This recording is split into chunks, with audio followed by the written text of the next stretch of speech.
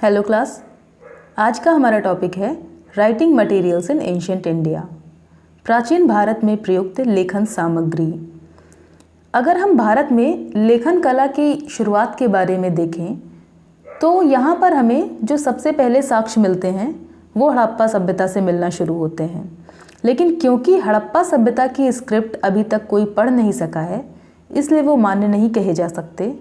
फिर भी वहाँ से प्राप्त मोहरों पर, वहाँ से प्राप्त मृदभांडों पर हमें कुछ लेख मिल रहे हैं जिन्हें वहाँ के लोगों की भावाभिव्यक्ति बताई गई है।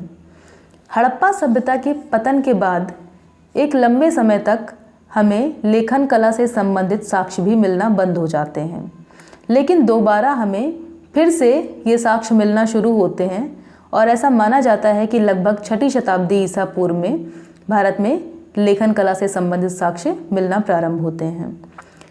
ये जो सामग्रियाँ थी जिन पर लेखन कार्य हुआ, इनमें कुछ तो सामग्रियाँ ऐसी थी जो जल्दी नष्ट हो जाने वाली थी, जैसे कि लकड़ी। इसके अलावा कुछ ऐसे भी पदार्थ प्रयोग किए गए जिन पर अगर एक बार लिख दिया गया तो वो हमेशा के लिए स्थायी रूप से बना रहा, कभी मिटा नहीं, जैसे कि पत्थर। तो इस टॉपिक में हम इन्हीं सामग्रियों पर बात करेंगे एक एक करके। इनमें जो सबसे पहला है हमारा वो है ताड़पत्र। ताड़पत्र ताड़ वृक्ष का ही पत्ता था जिसको एक निश्चित आकार में काट लेते थे और इसका आकार भी सुनिश्चित था। जैसे इसकी लंबाई रखी जाती थी कुछ 1 से 3 फीट के आसपास और चौड़ाई रखी जाती थी 1.25 से 4 इंच तक। इस आकार का काटने के बाद इसकी सतह को चिकना करते थे, उसको लिखने योग्य बनाते थे। पहले इसे पानी में भिगो लेते थे, उसके बाद इसको सुखा लेते थे और इसकी सतह को चिकना करके उस पर लिखा जाता था। और यहाँ पर लिखने के भी तरीके थे 2 तरह के। उत्तर भारत में लिखने के लिए लेखनी और स्याही का प्रयोग किया जाता था, लेकिन दक्षिण भारत में लेखनी और स्याही के जगह पर एक उपकरण प्रयोग किया गया जिसका नाम था लौह कंटक।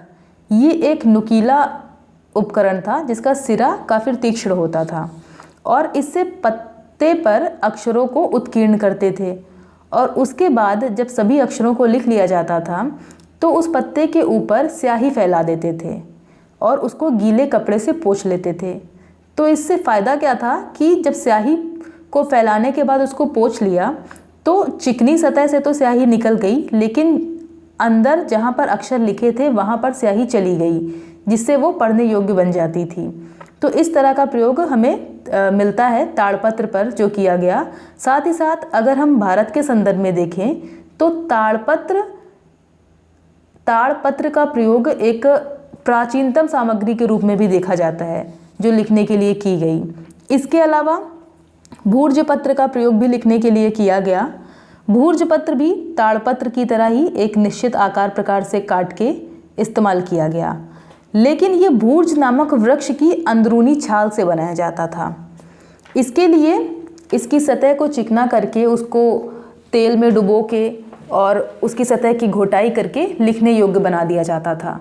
और इसकी जो लंबाई चौड़ाई थी वो लगभग लंबाई इसकी 1 गज के आसपास रखी जाती थी और चौड़ाई होती थी 1 बालिश्क के आसपास। बालिश्क से मतलब है कि अगर आप अपने हथेली को फैलाएं तो आपके अंगूठे से अनामिका तक की जो दूरी है वो बालिश्क होती थी, जिसे बितान भी कहा जाता है।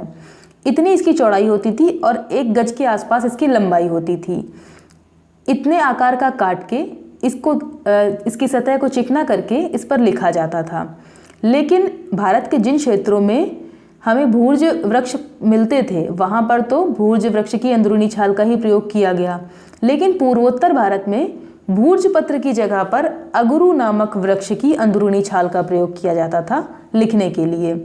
अगर हम ये देखें कि भूर्जपत्र पर लिखी हुई प्राचीनतम पांडुलिपि कौन सी है तो वो खोतान से प्राप्त हुई है। प्राकृत भाषा और खरोष्ठी लिपि में लिखी गई है ये, और 2री या 3री शताब्दी ईस्वी की मानी जाती है। इसी क्रम में आगे बढ़ने पे वस्त्र, कपड़े का प्रयोग हमें लेखन सामग्री के रूप में प्राचीन भारत में बहुत मिलता है। जब कपड़े पर लेखन कार्य किया गया तो उसको नाम दिया गया पट्ट या कार्पासिक पट्ट। इसके लिए कपड़े को निश्चित आकार में काट के उसकी सतह को चिकना करते थे, लेकिन इसकी सतह को चिकना करने के लिए यहाँ पर आटे का प्रयोग हुआ है। वो गेहूं का भी आटा हो सकता था, चावल का भी आटा हो सकता था। उसका लेप लगा के कपड़े को सुखा लेते थे और उसके बाद इस पर लिखा जाता था। लिखने के लिए भी कई बार चॉक का प्रयोग किया जाता था और कई बार पेन और इंक इस्तेमाल की जाती थी। यहाँ पर कपड़े का प्रयोग सबसे ज़्यादा जिन लोगों ने किया उनमें व्यापारी गण हैं। जैसे अगर हम देखें तो मैसूर और उसी के आसपास के जो क्षेत्र के वणिक थे वो अपना बही खाता तैयार करने के लिए कपड़े का प्रयोग कर रहे थे, लेकिन वो आटे की जगह पर इमली के बीज का गूदा लगाते थे उसकी सतह को चिकना करने के लिए। तो इस प्रकार के जो बही खाते थे उसे कहा जाता था कडितम, कडितम या कडितम। तो ये था वस्त्र। अब अगर हम देखें, चमड़े और लकड़ी का प्रयोग भी प्राचीन भारत में लेखन सामग्री के रूप में किया गया। चमड़े के बारे में हमें जानकारी मिल रही है बौद्ध साहित्य में, जहाँ पे बताया गया है कि लिखने के लिए चर्मपत्र का प्रयोग किया जाता था, लेकिन इसको बहुत अधिक प्रसिद्धि इसलिए नहीं मिली क्योंकि चमड़े से जुड़ी हुई जो अशुद्धता की भावना थी लोगों की, उससे ये ज़्यादा लोकप्रिय नहीं हो पाया। बाद में हमें लकड़ी के प्रयोग भी मिलते हैं। लकड़ी पर जब लेखन कार्य किया गया तो उसको कहा गया फलक या फिर काष्ठ फलक। जातक साहित्य में विनय पिटक में हमें उल्लेख मिलते हैं कि प्राचीन काल में लकड़ी का प्रयोग किया गया लिखने के लिए। इसके लिए क्योंकि लकड़ी एक अस्थायी पदार्थ है और भारत की तो जलवायु भी नमी वाली है, तो यहाँ पर बहुत अधिक समय तक सुनिश्चित नहीं रह पाई और वो नष्ट हो गई। फिर भी हमें साहित्य से जानकारी मिल जाती है कि इसका प्रयोग लिखने के लिए किया गया, लेकिन बाद में हमें कुछ स्तंभ मिले हैं लकड़ी के, कुछ धरणियाँ भी मिली हैं जो अभिलिखित हैं। तो इस आधार पर लकड़ी पर जो लेखन कार्य हुआ इसकी प्रामाणिकता सुनिश्चित हो जाती है। अब अगर हम बात करें अन्य सामग्रियों की तो हमें शंख मिल रहे हैं, कौड़ियाँ मिल रही हैं, हाथी दांत मिल रहे हैं और कुछ जैसे ईंट पत्थर आदि का प्रयोग भी लिखने के लिए किया गया। इनमें कुछ तो ऐसे पदार्थ थे जो इतने छोटे होते थे कि लिखने के लिए बहुत कम जगह होती थी और उनको उतनी प्रसिद्धि नहीं मिली।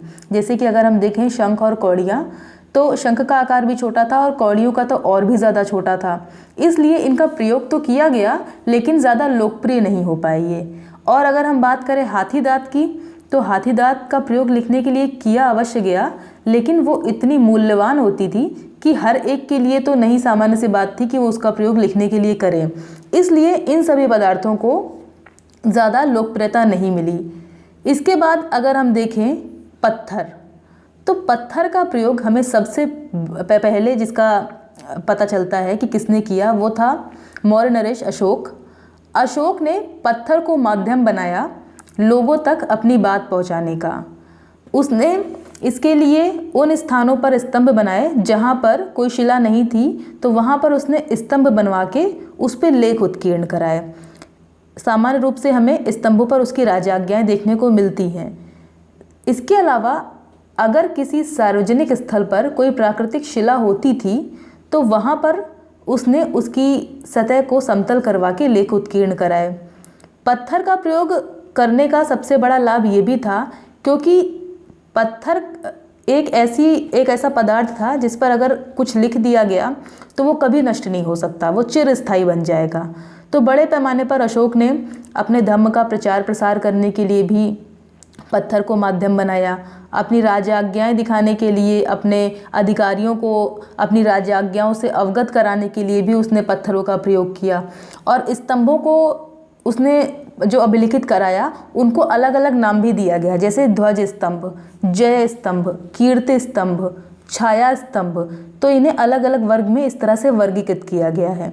इसके अलावा अगर हम देखें तो धातुओं में चाहे सोना हो, चांदी हो, तांबा हो, कांसा हो, पीतल हो या लोहा हो, इन सभी का प्रयोग हमें प्राचीन काल में लिखने के लिए मिल रहा है। अगर हम बात करें सबसे पहले सोने पर, तो बौद्ध साहित्य में ऐसा पता चल रहा है कि जो बुद्ध की शिक्षाएं थी और उनके जो विनय के नियम थे उनको सोने के पत्रों पर ही अंकित किया गया था। लेकिन क्योंकि ये बहुत मूल्यवान धातु थी इसलिए लेखन सामग्री के रूप में बहुत अधिक लोकप्रिय नहीं हो पाया। फिर भी हमें सोने की मुद्राएं बहुत मिलती हैं। जब हमने मुद्रा के बारे में पढ़ा तो हमने देखा जैसे इंडो ग्रीक्स ने भी अपने सिक्के चलाए, कुषाणों ने भी सोने के सिक्के चलाए, गुप्त वंश के नरेशों ने तो बड़े पैमाने पर सोने के सिक्के चलाए। तो वो सभी अभिलिखित थी, जहाँ पर जारी करने वाले राजा का नाम मिलता है, कई बार उसके पिता का नाम मिलता है। अगर मुद्रा के ऊपर कोई स्त्री आकृति है, संभवतः रानी है, तो उसका नाम मिलेगा। और कनिष्क के समय से तो एक विशेषता रही है उसकी मुद्रा की कि उसने उन देवी या देवता के नाम का भी अंकन करवाया जिसका चित्र सिक्के पर बना हुआ है।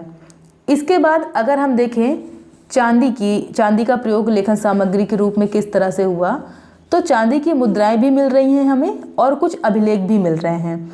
इस संदर्भ में अगर हम देखें तो वर्ष 136 का तक्षशिला रजतवर्ती लेख लेखन सामग्री के रूप में चांदी के प्रयोग का एक बहुत अच्छा उदाहरण माना जा सकता है। इसके अलावा तांबे की मुद्राएं भी हमें मिलती हैं जो अभिलिखित हैं। साथ ही साथ तांबा जो धातु थी, इसका प्रयोग तो सबसे ज़्यादा लोकप्रिय हुआ। कहते हैं कि जो भूमिदान संबंधी लेख थे वो अधिकांशतः ताम्रपत्रों पर ही अंकित किए गए थे। इसके अलावा कांसा और पीतल का प्रयोग भी धातुओं में किया गया लेखन सामग्री के लिए। कांसे की तो मुद्राएं हमें बहुत मिलती हैं, लेकिन पीतल की कुछ ही मिली हैं। पर इतना तो तय है कि कांसा और पीतल दोनों ही धातुएं लेखन सामग्री के रूप में प्रयोग की गईं। अब अगर हम देखें लोहे पर, तो लोहे के सिक्के तो हमें उतने नहीं मिल रहे हैं, लेकिन इस संबंध में दो बहुत अच्छे उदाहरण हैं लोहे के। एक तो मेहरौली का लौह स्तंभ लेख, जिसके बारे में बताया जाता है कि इतने वर्ष बीत जाने के बाद भी इस पे आज तक जंग नहीं लगा। ये जैसे पहले स्थिति में था उसी स्थिति में आज भी बना हुआ है। इसके अलावा आबू पर्वत पर अचलेश्वर मंदिर में एक लोहे का त्रिशूल है जो अभिलिखित है। तो लोहे पर लेख अंकित कराने के लिए ये जो दो उदाहरण हैं, ये बहुत उत्तम कोटि के उदाहरण कहे जा सकते हैं।